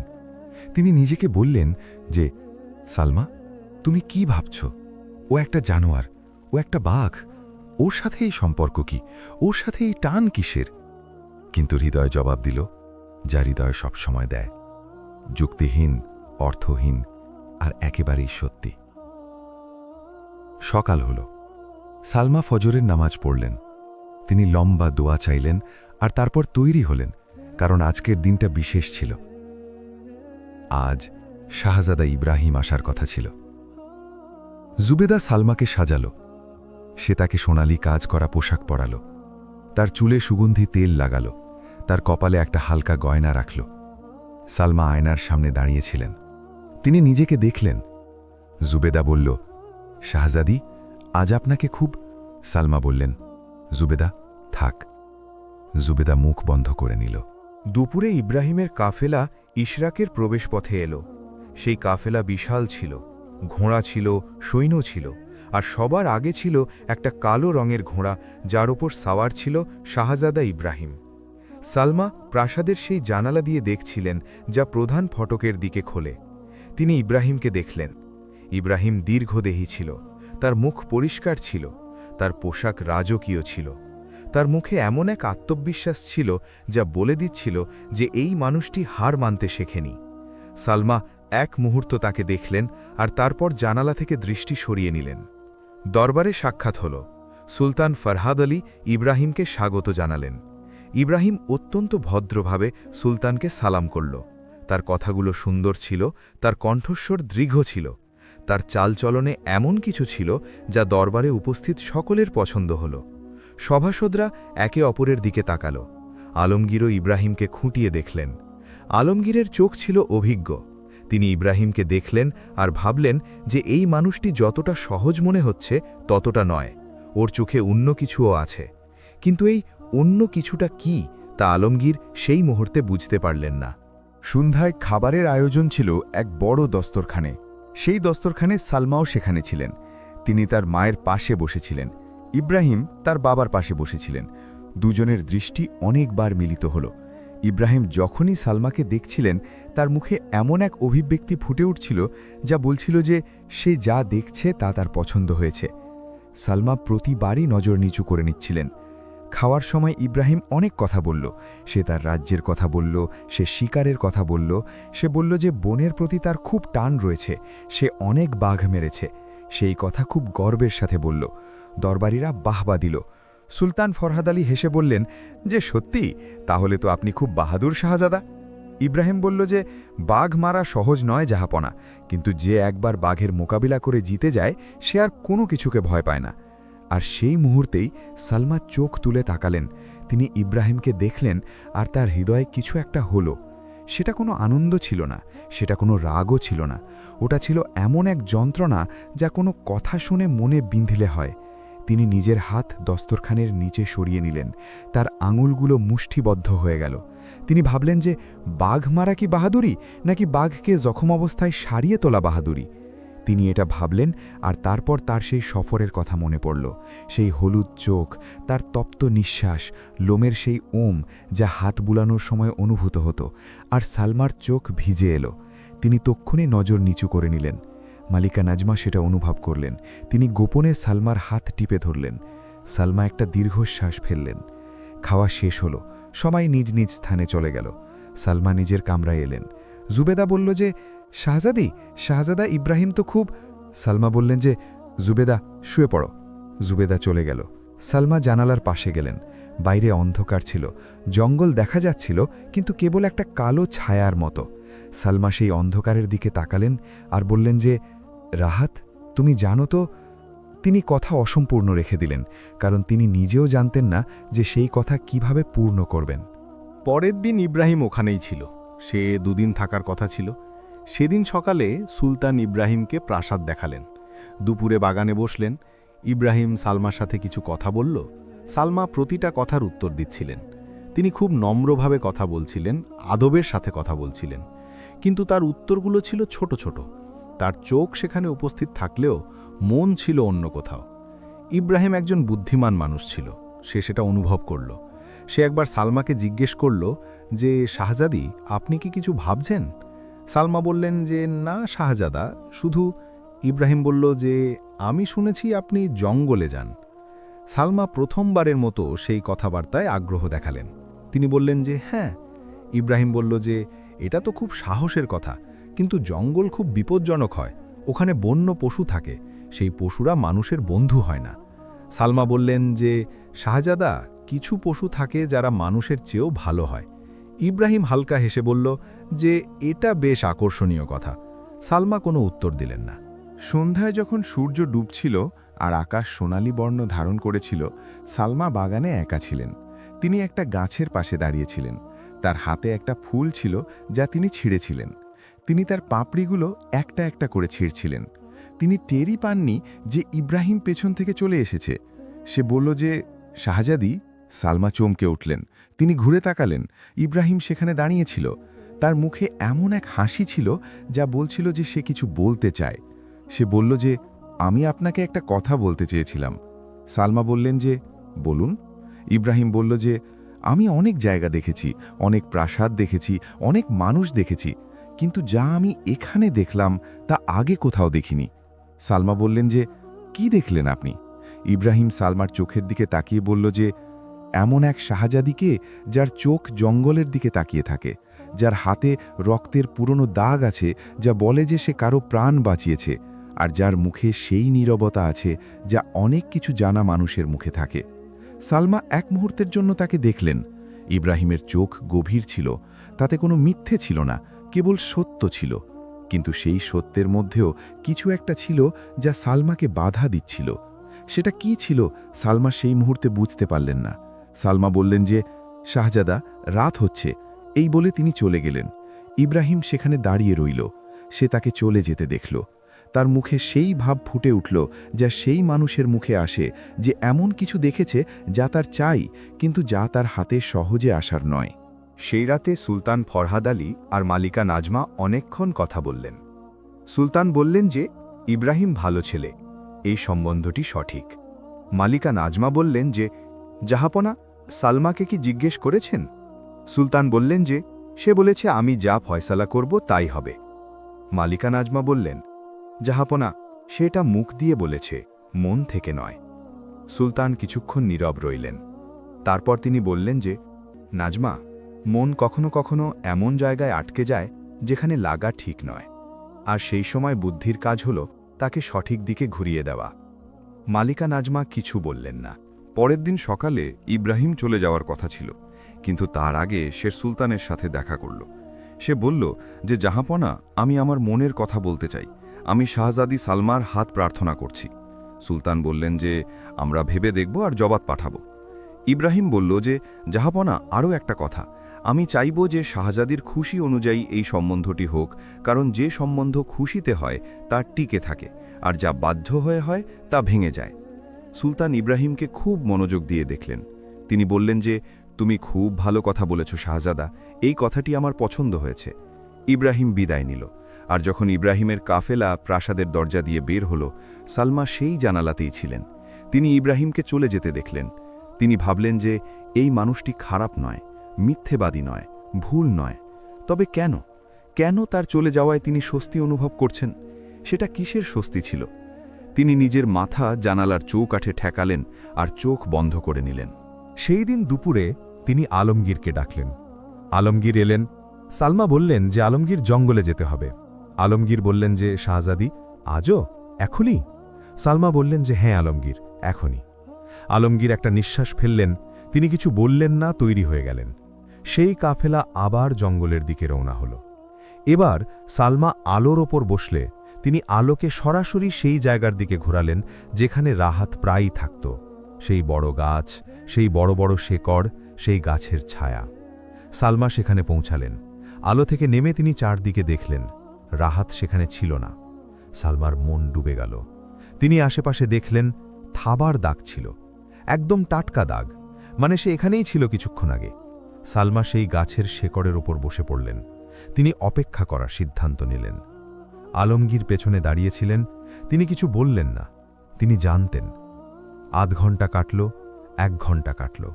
জঙ্গলে ধীরে ধীরে সেই সোনালি আলো আসতে লাগল, যা দুপুর গড়িয়ে যাওয়ার সময় আসে। পাতাগুলো সেই আলোতে সোনার মতো লাগছিল। জলের শব্দ দূর থেকে আসছিল। আর সালমা বসেই রইলেন। আর তারপর এক পাশ থেকে পাতার খসখস শব্দ শোনা গেল। ধীরে ধীরে ভারী কিন্তু ধীর কদমে চলার শব্দ। আর তারপর সেই ঘন ঝোপের মধ্য থেকে রাহাত বেরিয়ে এলো। সালমা দাঁড়িয়ে পড়লেন। রাহাত তাকে দেখল, আর সে এক মুহূর্তের জন্য থামল, যেন সেও বিশ্বাস করতে চাইছিল। তারপর সে এগিয়ে এলো সরাসরি সালমার দিকে, আর সালমার কাছে এসে নিজের মাথা তার হাতে ঠেকাল, যেমনটা সে সব সময় করত, যেন এই মাঝের সময়ে কিছুই হয়নি। সালমার গলায় দলা পাকিয়ে এলো, তার চোখ ভরে এলো। তিনি রাহাতের লোমে হাত রাখলেন। তার আঙুলগুলো সেই মোটা লোমের ভেতর ডুবে গেল। তিনি অনুভব করলেন সেই সেই বিশেষ যা কেবল এখানেই ছিল। কেবল এই জায়গায়, কেবল এই মুহূর্তে। সালমা চোখ বন্ধ করে নিলেন। একটা অশ্রুবিন্দু তার গালে নেমে এলো। তিনি সেটা মুছলেন না।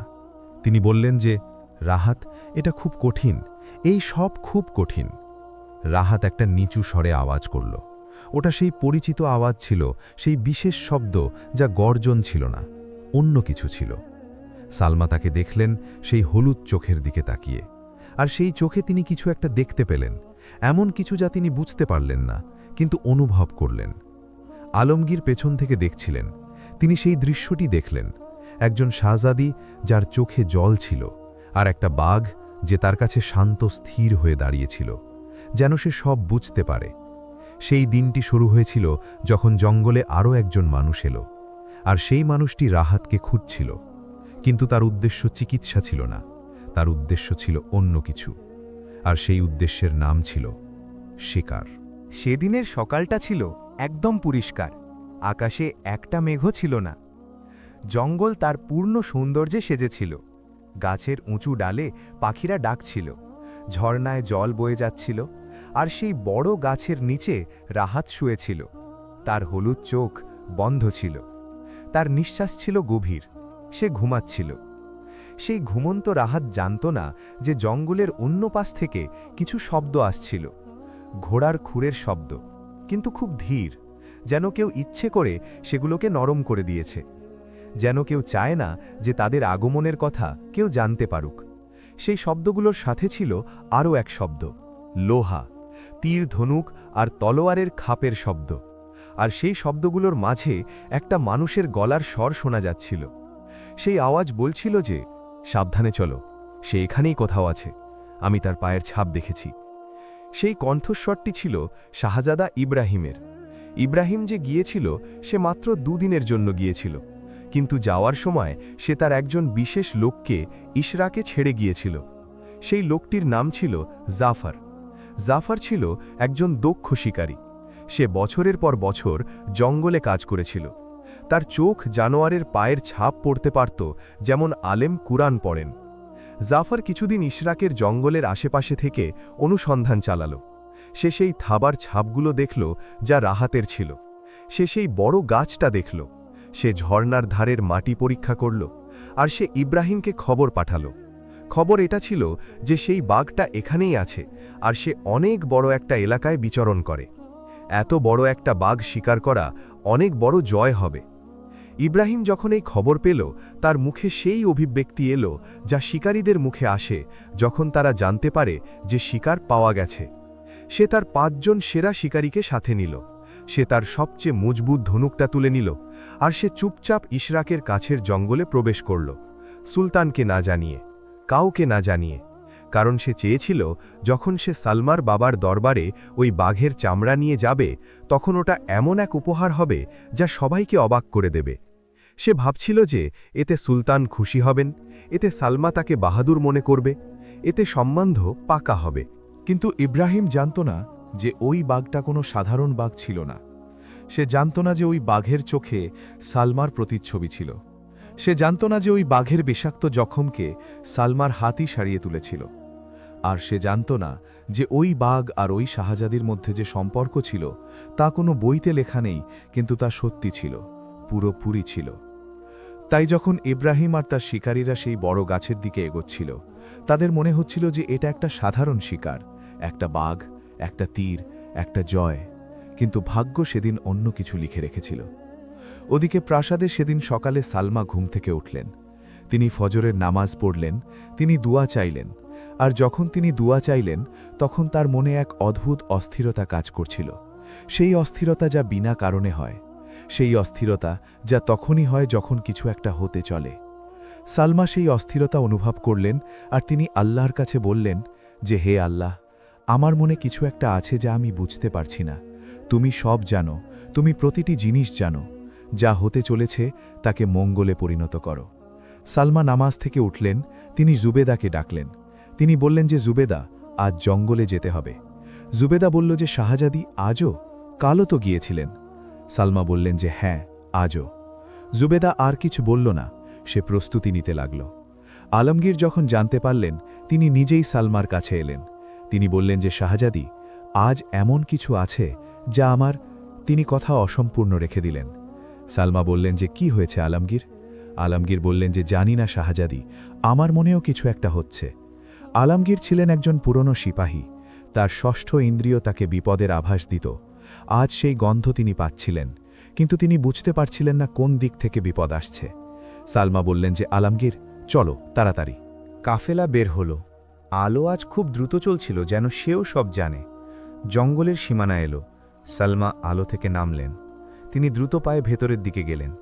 আলমগীর পেছনে ছিলেন, সিপাহীরা পেছনে ছিল। সালমা সেই বড় গাছের দিকে যাচ্ছিলেন। পথে তিনি এক অদ্ভুত নীরবতা অনুভব করলেন। পাখিরা চুপ ছিল। জলের শব্দ ছিল, কিন্তু পাখিরা ডাকছিল না। সালমার গতি কমে এলো। তিনি আলমগীরকে ইশারা করলেন। আলমগীর তক্ষুনি সতর্ক হয়ে গেলেন। তার হাত তলোয়ারের ওপর গেল, আর তখনই একটা শব্দ এলো। সেই শব্দটা ছিল তীর ছোঁড়ার, আর তার ঠিক পরেই এক গর্জন, এত জোরে, এত বেদনাদায়ক, এত গভীর যে সালমার পুরো শরীর কেঁপে উঠল। সালমা দৌড়ালেন। আলমগীর চিৎকার করে বললেন যে শাহজাদি থামুন, কিন্তু সালমা থামলেন না। তিনি দৌড়াতে লাগলেন। তার পায়ের নিচে শুকনো পাতা পিষ্ট হতে লাগল। গাছের ডাল তার মুখে এসে লাগছিল।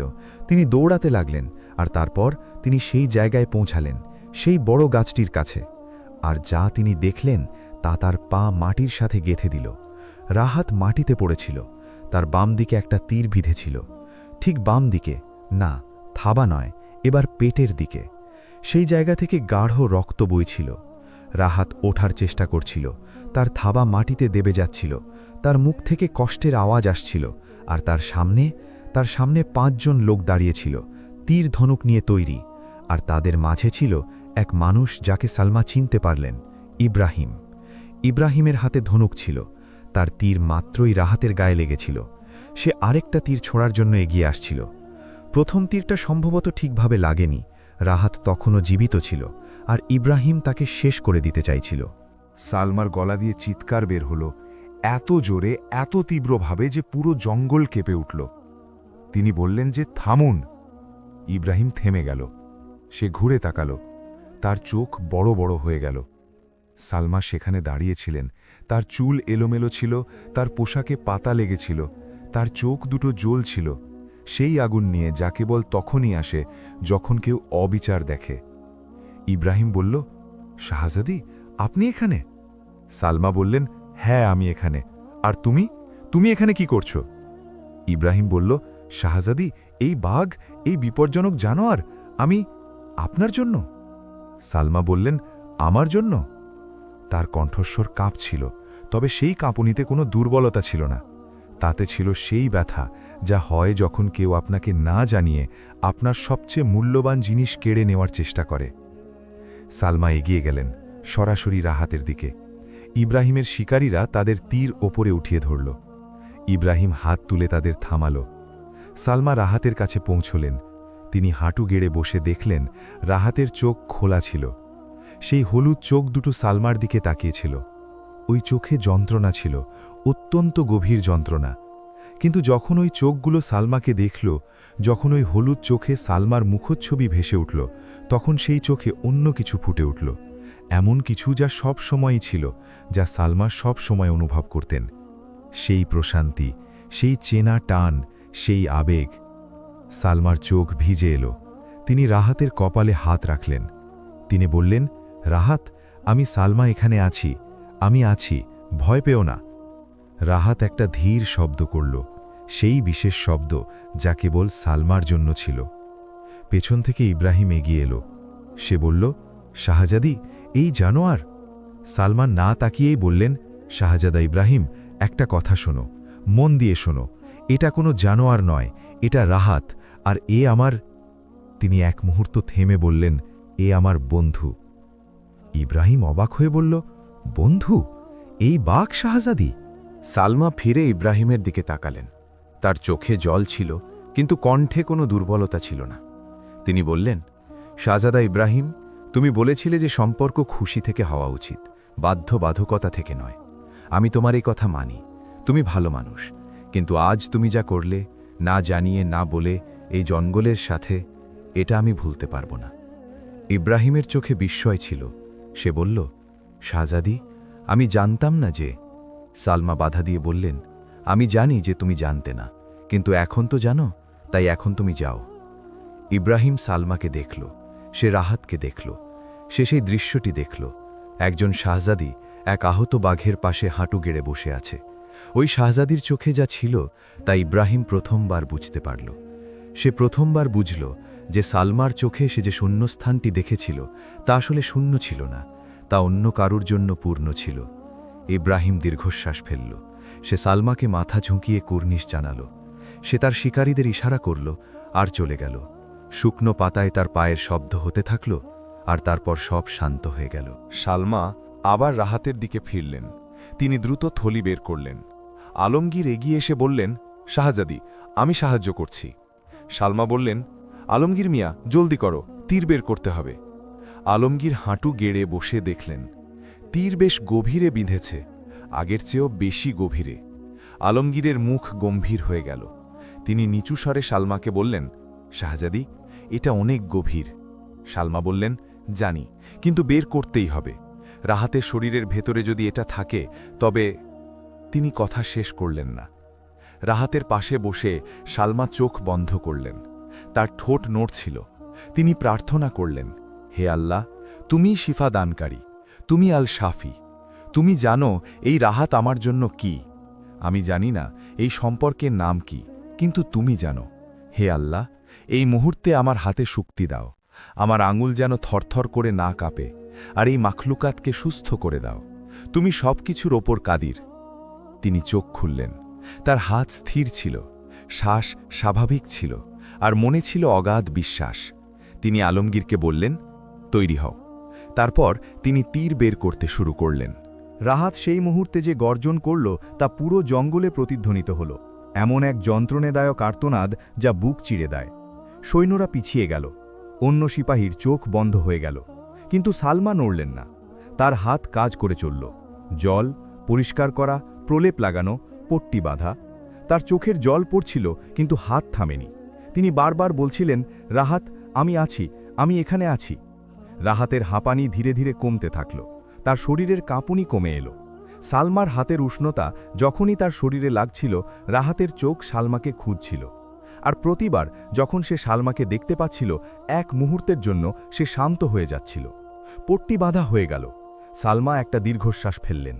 তার হাত রক্তে মাখামাখি ছিল, পোশাকে দাগ লেগে গিয়েছিল, চুল ছিল এলোমেলো, কিন্তু তার মুখে ছিল এক অদ্ভুত প্রশান্তি, সেই বিশেষ প্রশান্তি যা তিনি প্রতিবার এখানে এসে পেতেন।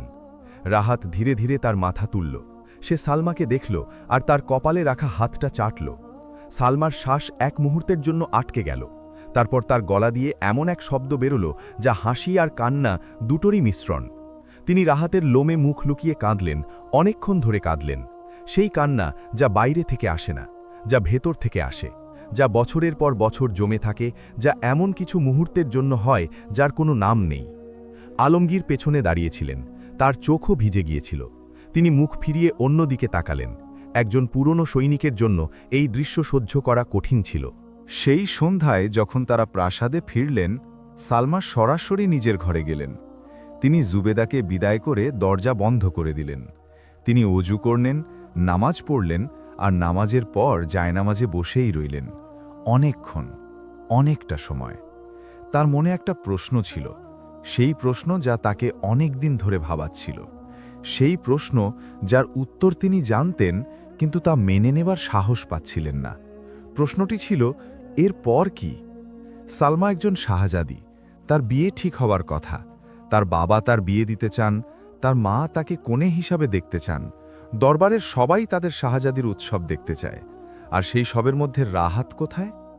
বনের এক বাঘ, যার সাথে তার এক গভীর টান, কিন্তু যে সম্পর্কের কোনো নাম নেই, যা তিনি কাউকে বলতে পারেন না, যা তিনি নিজেও পুরোপুরি বোঝেন না। সালমা নিজের হাতের দিকে তাকালেন। সেই হাত যাতে রক্তের পুরনো দাগ ছিল, সেই হাত যা রাহাতের ক্ষত সারিয়ে তুলেছে, সেই হাত যা রাহাত ভালোবেসে চেটেছিল। তিনি বললেন, হে আল্লাহ, আমাকে বলো, আমাকে বুঝিয়ে দাও, এই সম্পর্ক কি, এই আবেগ কি? আমি জানি তুমি সব কিছু একটা উদ্দেশ্য নিয়েই বানিয়েছ, রাহাতকে আমাকে আর আমাদের এই সাক্ষাৎকেও আমাকে তোমার হিকমত জানিয়ে দাও। হে আল্লাহ, আমাকে এই দ্বিধায় একা ফেলে দিও না। সেই রাতে আলমগীর সুলতানের কাছে গেলেন। তিনি সুলতানকে সব কিছু খুলে বললেন। ইব্রাহিমের জঙ্গলে আসা, তার জেদ, রাহাতকে তীর মারা, সালমার ছুটে যাওয়া আর ইব্রাহিমকে দেওয়া সালমার জবাব। সুলতান সব শুনলেন। তার মুখ পাথরের মতো স্থির ছিল। আলমগীর থামলে সুলতান অনেকক্ষণ কিছু বললেন না। তারপর তিনি জিজ্ঞেস করলেন, আলমগীর, তোমার নজরে এই সবের মানে কি? আলমগীর বললেন, জাহাপনা, আমি একজন সিপাহী, মনের কথা বুঝি না, কিন্তু আমি নিজের চোখে যা দেখেছি তা হল শাহজাদি আর ওই বাঘের মধ্যে যা আছে তা সাধারণ কিছু নয়। সুলতান বললেন, মানে কি? আলমগীর বললেন, জাহাপনা, আমি পুরোপুরি জানি না, কিন্তু এটুকু জানি যে শাহজাদি যখন ওই বাঘের কাছে থাকেন তখন তিনি সেই সালমা হয়ে যান যাকে আমি জন্মের পর থেকে চিনেছি, আর যখন তিনি সেখানে থাকেন না তখন মনে হয় কিছু একটা কম আছে। সুলতান আলমগীরকে যাওয়ার ইশারা করলেন। আলমগীর চলে গেলেন। সুলতান একা বসে রইলেন। অনেকক্ষণ ধরে তার মাথায় মেয়ের মুখটা ঘুরছিল। সেই মেয়ে যে ২৫ বছরের দোয়ার পর এসেছিল, সেই মেয়ে যার হাসিতে প্রাসাদ মুখরিত হতো, সেই মেয়ে যে এখন বড় হয়ে গেছে আর যার চোখ সবসময় জঙ্গলের দিকে থাকে। সুলতান উঠলেন, অজু করে নামাজ পড়লেন। নামাজের পর তিনি আল্লাহর কাছে প্রার্থনা করলেন, হে আল্লাহ, আমি বাবা, কিন্তু তুমি রব। এই মেয়েকে আমি ২৫ বছর ধরে চেয়েছি, তুমি দিয়েছ। এখন এই মেয়ে কোন পথে যাবে তা তুমিই বলে দাও, তুমিই ঠিক করো। আমার বুদ্ধি যতটা কাজ করার ছিল করেছে, এখন সব তোমার ইচ্ছার উপর ছেড়ে দিলাম। পরদিন সকালে সুলতান সালমাকে ডাকলেন, কিন্তু এবার দরবারে নয়, তিনি তাকে ডাকলেন সেই বাগানে যেখানে সালমা ছোটবেলায় খেলতেন। বাগানের একপাশে একটা পুরনো গাছ ছিল যার ডালে ছোটবেলায় সালমা দোল খেতেন। সেই গাছের নিচে দুটি চেয়ার পাতা ছিল। সুলতান একটিতে বসেছিলেন, অন্যটি খালি ছিল। সালমা এলেন, তিনি তার বাবাকে দেখলেন। সুলতান বললেন, মা, বসো। সালমা বসলেন। দুজনের মধ্যে দীর্ঘ সময় নীরবতা বিরাজ করল। এমন এক নীরবতা যা বাবা আর মেয়ের মধ্যে তখন হয় যখন দুজনেই জানে যে কথা বলতে হবে, কিন্তু শুরুটা কোথা থেকে হবে তা বুঝতে পারে না। সুলতানই প্রথম কথা বললেন।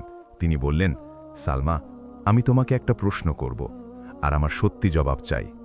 সালমা বললেন, আব্বাজান, আপনার কাছে মিথ্যে বলা অসম্ভব। সুলতান বললেন, ওই বাঘটা? সালমার শরীর একটু আড়ষ্ট হল। সুলতান আবার বললেন, ওই বাঘের ব্যাপারে তোমার মনে কি আছে মা? সালমা মাথা নিচু করলেন।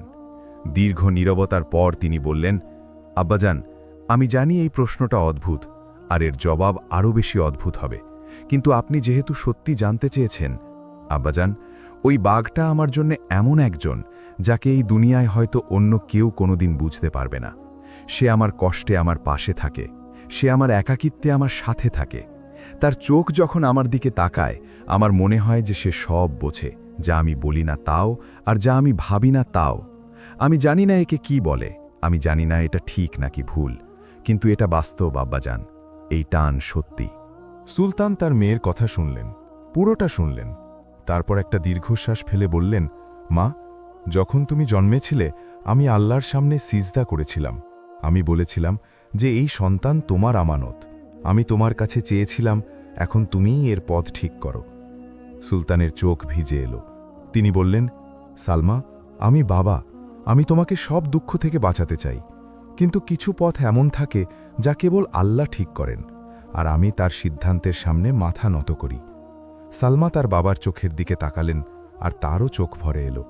তিনি উঠে গিয়ে তার বাবার হাত ধরলেন আর বললেন, আব্বাজান, আপনি পৃথিবীর সেরা বাবা।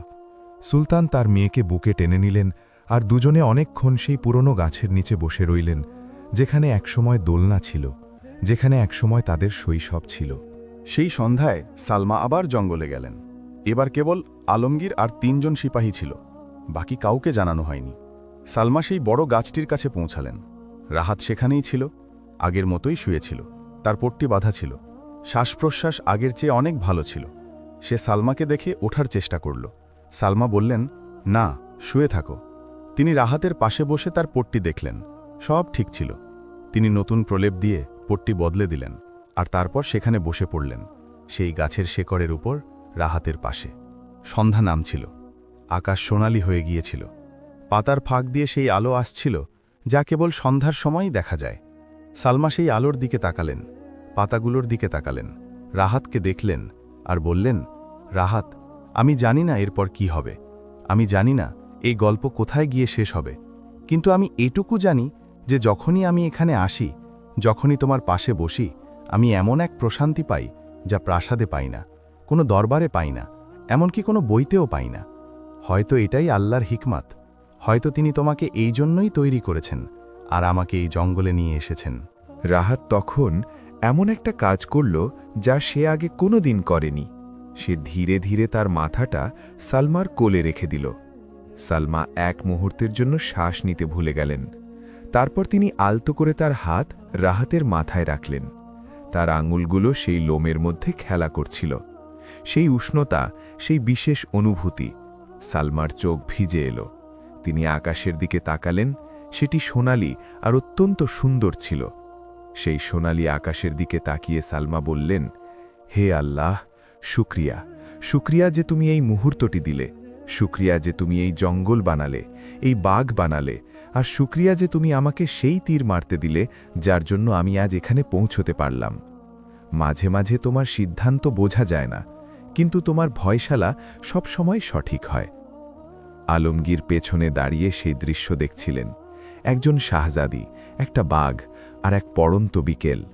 তাদের দুজনের মাঝে এমন এক সম্পর্ক যা দুনিয়া হয়তো কোনোদিন বুঝতে পারবে না। আলমগীর নিজের চোখ মুছে নিলেন। তিনি উপরে তাকিয়ে মনে মনে বললেন, শুক্রিয়া। সালমা আর রাহাতের এই দাস্তান কেবল একজন শাহজাদি আর একটা বাঘের গল্প নয়। এটি সেই বিশ্বাসের গল্প যা তখন জন্ম নেয় যখন আমরা কাউকে কষ্টে দেখে মুখ ফিরিয়ে নিই না। এটি সেই ভালোবাসার গল্প যার কোনো নাম নেই, কিন্তু যা গভীরভাবে অনুভব করা যায়। আর এটি সেই বিশ্বাসের গল্প যে আল্লাহ যাই করেন, কোনো না কোনো মঙ্গলের জন্যই করেন। আজকের গল্পটি আপনাদের কেমন লেগেছে তা আমাদের কমেন্টে জানাবেন।